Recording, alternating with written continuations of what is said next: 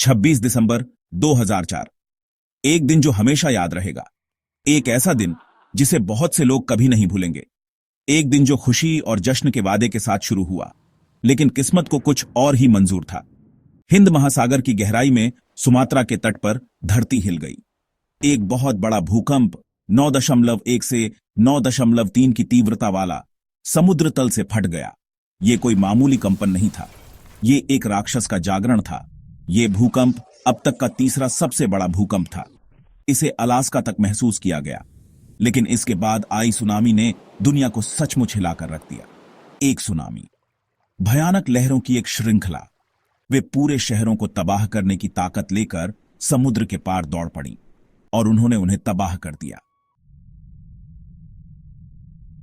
धरती की परत टेक्टोनिक प्लेट्स नामक विशाल टुकड़ों से बनी है। ये प्लेट्स हमेशा चलती रहती हैं, हालांकि बहुत धीरे धीरे।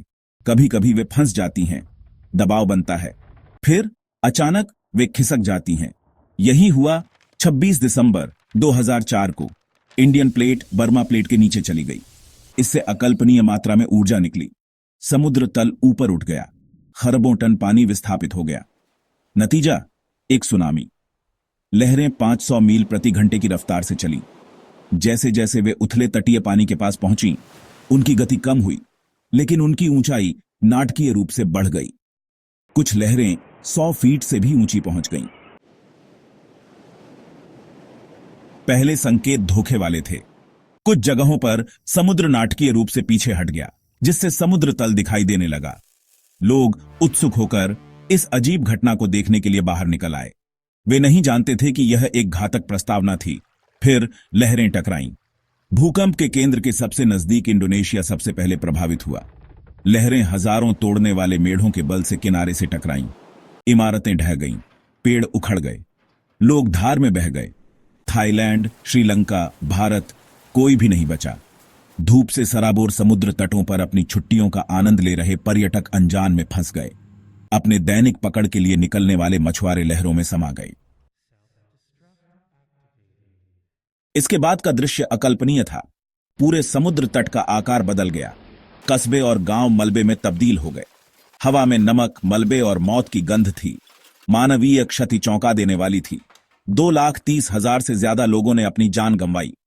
लाखों लोग बेघर हो गए। सुनामी ने कोई भेदभाव नहीं किया। इसने युवा और बूढ़े, अमीर और गरीब, स्थानीय लोगों और पर्यटकों सभी की जान ले ली। दुनिया ने डर के मारे देखा, क्योंकि आपदा का पैमाना सामने आया। तस्वीरें दिल दहला देने वाली थीं। समुद्र तटों पर बिखरे शव, अनाथ बच्चे अपने माता पिता के लिए रो रहे हैं। तबाही के विशाल पैमाने को समझना मुश्किल था। भाग 5, बर्बादी से आवाजें। तबाही के बीच बचाव की कहानियां सामने आईं। इन कहानियों में न केवल मानवता की ताकत, बल्कि एकजुटता और सहयोग की भावना भी झलकती है। साहस, लचीलापन और सरासर भाग्य की कहानियां। इन कहानियों ने हमें यह सिखाया कि विपरीत परिस्थितियों में भी इंसान की आत्मा कितनी मजबूत हो सकती है। इंडोनेशिया में एक मछुआरा बचाए जाने से पहले घंटों तक लकड़ी के एक टुकड़े से चिपका रहा। उसकी यह कहानी हमें बताती है कि जीवन की उम्मीद कभी नहीं छोड़नी चाहिए। थाईलैंड में एक मां ने अपने बच्चे को अपने सिर के ऊपर रखा, क्योंकि लहरें उनके चारों ओर दुर्घटनाग्रस्त हो गईं, चमत्कारिक रूप से बच गईं। यह मां का प्यार और उसकी हिम्मत का प्रतीक है। श्रीलंका में एक उत्तरजीवी ने बताया कि पानी बस बढ़ता ही जा रहा था। उसकी आंखों में डर और असहायता साफ झलक रही थी। मैंने घरों को ढहते देखा, लोगों को चीखते हुए सुना। यह दृश्य किसी भी इंसान के दिल को दहला देने वाला था। मुझे लगा कि यह दुनिया का अंत है। उस समय हर कोई अपनी जान बचाने की कोशिश कर रहा था। एक और उत्तरजीवी, भारत में एक युवा लड़की जिसने अपना पूरा परिवार खो दिया। उसकी आंखों में दर्द और अकेलापन साफ दिखाई दे रहा था। मुझे नहीं पता कि मैं कैसे बच गई, उसने कहा। उसकी आवाज मुश्किल से फुसफुसा रही थी। उसकी यह बात हमें उसकी हिम्मत और संघर्ष की कहानी बताती है। मुझे बस एक पेड़ को पकड़े रहना और प्रार्थना करना याद है। यह पल उसकी जिंदगी का सबसे कठिन पल था। ये प्रत्यक्ष वृत्तांत आपदा की मानवीय कीमत की मार्मिक याद दिलाते हैं। इन कहानियों ने हमें यह सिखाया कि इंसान की आत्मा कितनी मजबूत हो सकती है। उन्होंने पीड़ितों को आवाज दी, ये सुनिश्चित किया कि उनकी कहानियां भुलाई न जाएं। इन कहानियों ने हमें यह सिखाया कि हम सभी एक दूसरे के साथ जुड़े हुए हैं। भाग 6। एक दुनिया जो तैयार नहीं थी। 2004 की सुनामी ने दुनिया की आपदा तैयारी में एक बड़ी खाई को उजागर किया। जबकि प्रशांत महासागर में एक सुस्थापित सुनामी चेतावनी प्रणाली थी, हिंद महासागर में इसकी कमी थी। चेतावनी की इस कमी का मतलब था कि कई समुदाय पूरी तरह से अनजान थे। निकालने का समय नहीं था, ऊंची जमीन पर जाने का समय नहीं था। लहरें इतनी तेजी से टकराईं कि कई लोगों के पास कोई मौका नहीं था। आपदा ने एक वैश्विक सुनामी चेतावनी प्रणाली की तत्काल आवश्यकता पर प्रकाश डाला, जो जोखिम वाले सभी तटीय क्षेत्रों को समय पर अलर्ट प्रदान कर सके। भाग 7। दया की लहर। त्रासदी के मद्देनजर दुनिया ने करुणा और सहायता की एक बौछार के साथ प्रतिक्रिया व्यक्त की। दुनिया भर की सरकारों, संगठनों और व्यक्तियों ने राहत प्रयासों के लिए उदारतापूर्वक दान दिया। मानवीय सहायता के लिए 14 अरब डॉलर से ज्यादा जुटाए गए। घायलों को तत्काल देखभाल प्रदान करने के लिए चिकित्सा दलों को प्रभावित क्षेत्रों में भेजा गया। इंजीनियरों और निर्माण श्रमिकों ने घरों, स्कूलों और अस्पतालों के पुनर्निर्माण के लिए अथक परिश्रम किया। सहायता संगठनों ने उन लोगों को भोजन, पानी और अन्य आवश्यक आपूर्ति वितरित की जिन्होंने सब कुछ खो दिया था। भाग 8। मलबे से पुनर्निर्माण। ठीक होने का रास्ता लंबा और कठिन था। यह केवल भौतिक संरचनाओं का पुनर्निर्माण नहीं था, बल्कि जीवन और आजीविका को फिर से खड़ा करना था। बिखर गए जीवन और समुदायों का पुनर्निर्माण एक बहुत बड़ा काम था।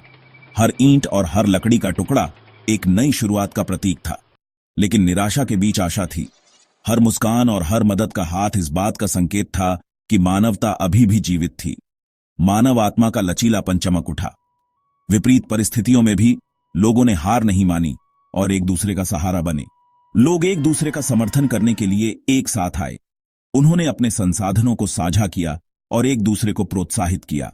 उन्होंने अपनी अल्प संपत्ति साझा की ताकि कोई भी भूखा न रहे और सभी को आवश्यक वस्तुएं मिल सकें। आराम और प्रोत्साहन की पेशकश की, जिससे लोगों को मानसिक और भावनात्मक समर्थन मिला। और मलबे को साफ करने और अपने जीवन के पुनर्निर्माण के लिए कंधे से कंधा मिलाकर काम किया। यह सामूहिक प्रयास ही था जिसने पुनर्निर्माण को संभव बनाया। अंतर्राष्ट्रीय समुदाय ने नए घरों, स्कूलों और अस्पतालों के निर्माण में मदद करते हुए सहायता प्रदान करना जारी रखा। उनकी मदद से प्रभावित क्षेत्रों में जीवन धीरे धीरे सामान्य हो रहा था। 2004 की सुनामी प्रकृति की शक्ति और तैयारी के महत्व की एक कठोर याद दिलाती थी। इसने हमें सिखाया कि हमें हमेशा सतर्क और तैयार रहना चाहिए। 2006 में हिंद महासागर सुनामी चेतावनी प्रणाली स्थापित की गई थी। यह प्रणाली सुनामी के खतरों को कम करने के लिए एक महत्वपूर्ण कदम था।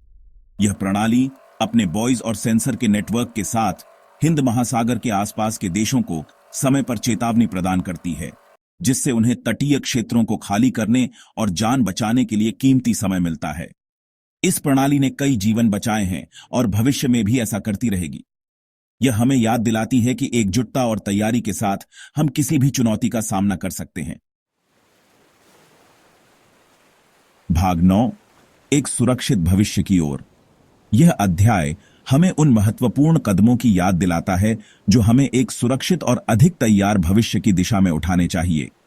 2004 की हिंद महासागर सुनामी अभूतपूर्व पैमाने की आपदा थी। इसने लाखों लोगों की जान ली और अनगिनत घरों को नष्ट कर दिया। इसने दुनिया पर एक अमिट छाप छोड़ी और हमें यह सोचने पर मजबूर किया कि हम भविष्य में ऐसी आपदाओं से कैसे निपट सकते हैं। हमें तैयारी, प्रारंभिक चेतावनी प्रणाली और अंतर्राष्ट्रीय सहयोग के महत्व की याद दिलाई। ये सभी तत्व आपदा प्रबंधन के लिए अनिवार्य हैं। इस त्रासदी से सीखे गए सबक से दुनिया भर में आपदा जोखिम में कमी के प्रयासों में महत्वपूर्ण सुधार हुए हैं। बेहतर बुनियादी ढांचे और सामुदायिक प्रशिक्षण ने हमारी तैयारियों को मजबूत किया है। जबकि हम प्रकृति की शक्तियों को पूरी तरह से कभी भी वश में नहीं कर सकते हैं, हम उनके प्रभाव को कम करने के लिए बेहतर तरीके से तैयार रह सकते हैं। हम बेहतर तरीके से तैयार रहने का प्रयास कर सकते हैं।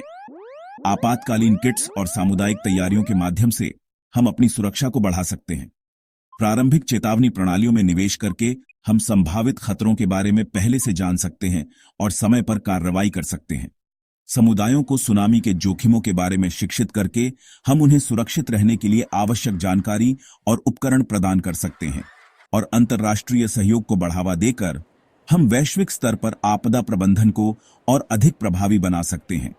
हम भविष्य की आपदाओं के प्रभावों को कम कर सकते हैं और जान बचा सकते हैं। यह एक सामूहिक प्रयास है जो हम सभी को मिलकर करना होगा और जान बचा सकते हैं। आपातकालीन प्रतिक्रिया टीमों की तत्परता और त्वरित कार्रवाई से अनगिनत जीवन बचाए जा सकते हैं। 2004 की सुनामी एक वेकअप कॉल थी जिसने हमें यह सिखाया कि हमें हमेशा तैयार रहना चाहिए।